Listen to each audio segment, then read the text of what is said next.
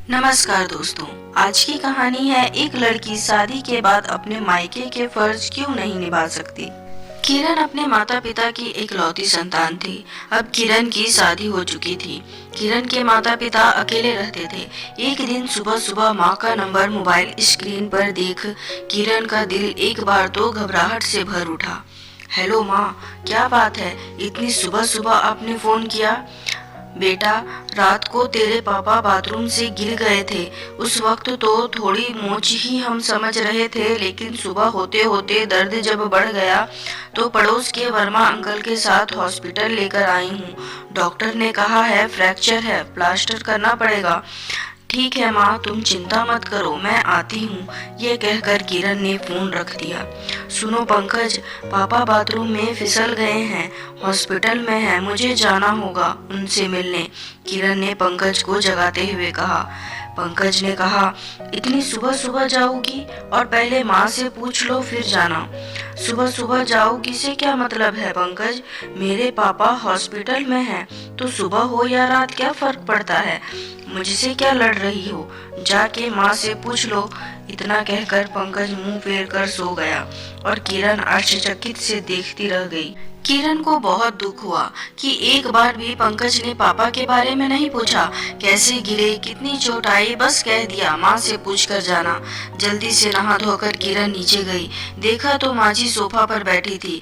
माँ जी, मेरी माँ का फोन आया था, पापा बाथरूम में फिसल कर गिर गए हैं, हॉस्पिटल में हैं, मुझे जाना होगा। माँ अकेली घबरा रही होगी। सास ने कहा, अभी पिछले हफ्ते भी तो गई थी मायके, आज फिर से जाना है?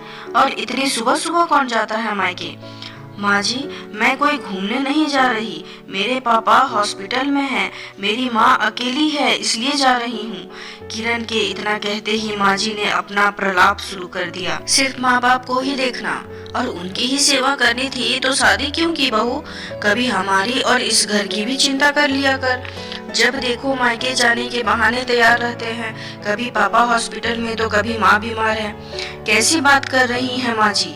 आपको क्या लग रहा है मैं अपने पापा की बीमारी या अपनी माँ की बीमारी का बहाना कर अपने मायके जाती हूँ?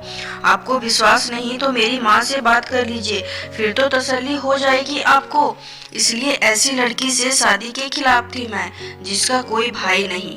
लेकिन पंकज ने तो जिद पकड़ ली थी, शादी करूंगा तो किरण से ही करूंगा।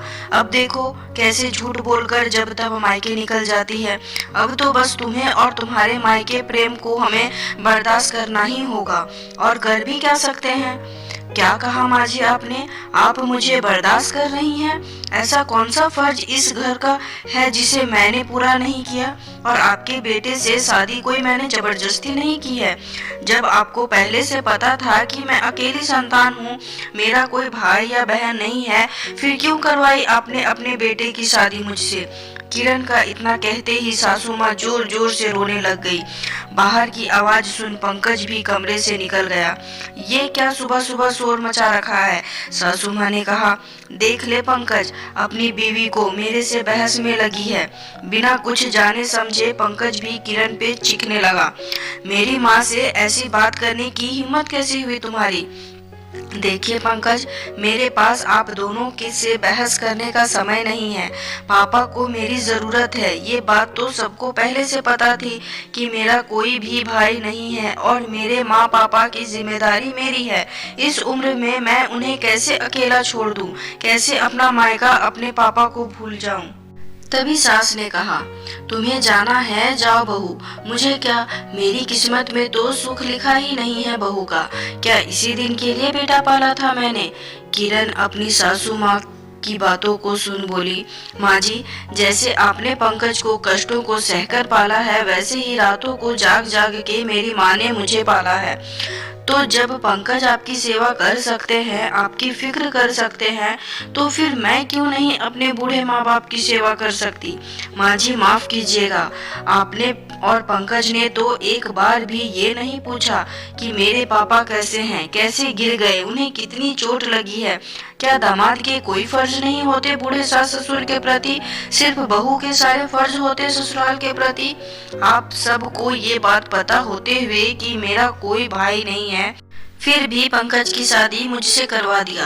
तब तो आपको सिर्फ मेरे पापा की प्रॉपर्टी दिख रही थी, उनका दिया दहेज दिख रहा था। आपकी सेवा और अपने ससुराल के प्रति मेरे कर्तव्य से ना मैं कभी पीछे हटी हूँ ना हटूंगी, लेकिन मेरे माँ पापा के प्रति भी मेरे कुछ कर्तव्य हैं, उनको भी मैं ही पूरा करूंगी। आगे आप दोनों को जो सोचना हो सोचें। इतना कहकर किरण निकल गई अपने पापा के पास। तो दोस्तों, लड़का हो या लड़की, माता पिता के लिए दोनों एक समान होते हैं। फिर एक लड़की शादी के बाद अपने मायके के फर्ज क्यों नहीं निभा सकती? इस कहानी पर आपकी क्या राय है, कमेंट में जरूर बताएं। और अगर अभी तक आपने मेरे चैनल को सब्सक्राइब नहीं किया है तो सब्सक्राइब कर दे और बेल आइकन को प्रेस कर दे और ज़्यादा से ज़्यादा शेयर करें और लाइक करना बिल्कुल ना भूलें। Thank you.